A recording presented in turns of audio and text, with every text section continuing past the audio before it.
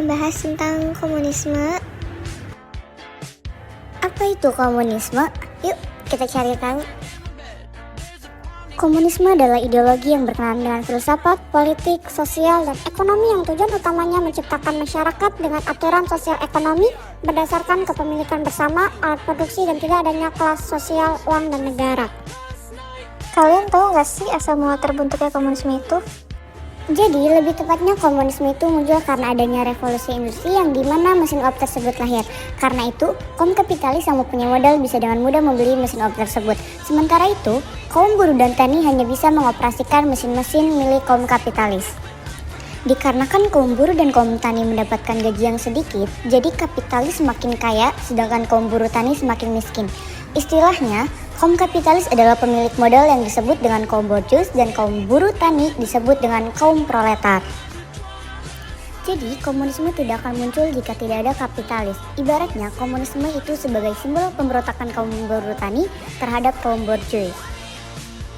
Siapa sih pencetus sejarah ideologi komunisme? Yuk kita bahas sama-sama.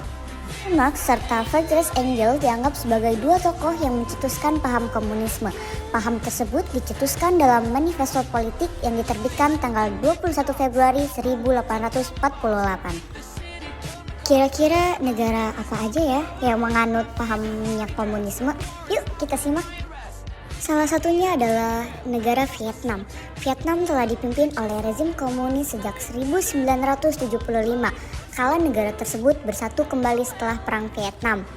Jadi di situ ada penjelasan mengenai komunisme negara Vietnam. Selanjutnya yaitu adalah Korea Utara. Pada dasarnya, Korea Utara menolak penyebutan ideologi komunis yang melekat di negaranya. Namun, hingga saat ini, Korea Utara masih menjadi salah satu negara komunis terakhir di dunia. Dan negara Laos juga termasuk negara komunisme. Laos telah dipimpin oleh rezim komunis sejak 1975 silam. Partai Revolusi Rakyat Laos atau LBRP merupakan partai komunis di negara tersebut. Nah, Kuba juga termasuk loh dalam negara komunis barat. Jadi Kuba merupakan satu-satunya negara komunis barat sejak 1959 silam. Kuba telah berada di bawah kekuasaan komunis kala itu.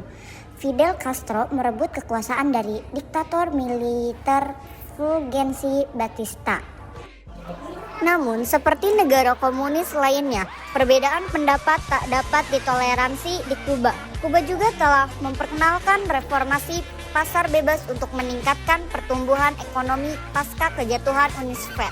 Pemerintah Kuba telah melegalkan kepemilikan pribadi atas ponsel dan komputer. Kuba juga menjalin hubungan diplomatik dengan Uni Eropa pada 2014. Amerika Serikat juga telah memulihkan ketegangannya bersama Kuba.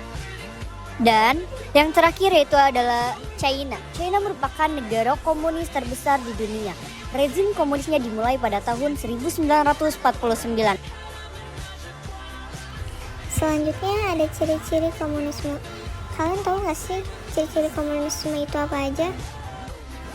Jadi yang pertama adalah menggunakan sistem partai komunisme sebagai alat pengendalian ahli kekuasaan. 2. Menentang kepemilikan akumulasi modal atas individu. 3. Seluruh alat-alat produksi harus dikuasai oleh negara guna kemakmuran rakyat secara merata. 4. Menggunakan sistem demokrasi keterwakilan yang dilakukan oleh elit-elit partai komunis. Yang terakhir, tidak dikenal hak perorangan.